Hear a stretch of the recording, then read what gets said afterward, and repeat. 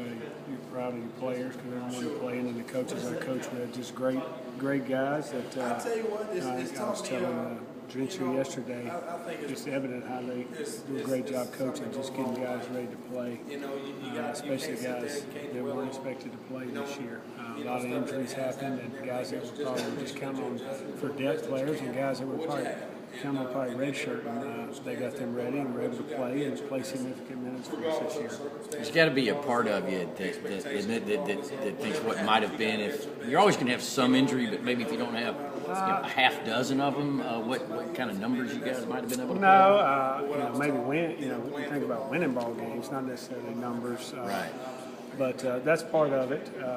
You can't sit around and say, why is this happening, to us. You got to figure out what you're going to do this week. And that's kind of what we try to do each week as a coaching staff, and get the players to buy into what we're doing and keep playing hard for each other. And they've done that for the most part this year. What kind of challenge was it for you as the play caller? I know it seemed like maybe a game or two before you guys got back to kind of where you. Yeah, there was definitely a lull there. The Missouri and the Vanderbilt game, but you got to give both those teams credit. Missouri was a very good football team, as we found out, and Vanderbilt too, winning Vanderbilt with 9 games, I think, 8 or 9 games. There was an adjustment period there that we had to go through. The Missouri game, we pretty much stayed aggressive, but we kind of turned the ball over a little bit, some timing issues, and tried to slow it a little bit down in the Vanderbilt game, and didn't have the results that way either, and had to go back to the drawing board. And the guys responded and answered and came back and played well the rest of the year.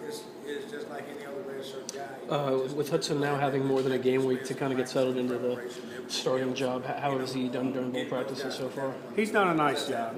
Early on the first couple practices, more like spring ball, just calling plays and not necessarily game planning anything. They're working on fundamentals and trying to work on some things you may want to improve from the season, and then try to get him in a routine.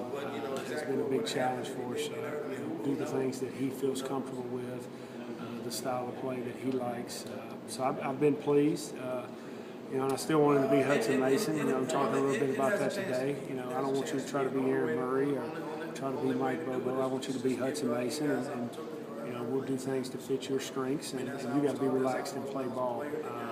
Some things that he does well, a little bit different than Aaron. So I just want him to be himself. That's the main thing. Study hard and let's prepare practice. But when the ball snaps at practice and in games, let's be yourself and play ball.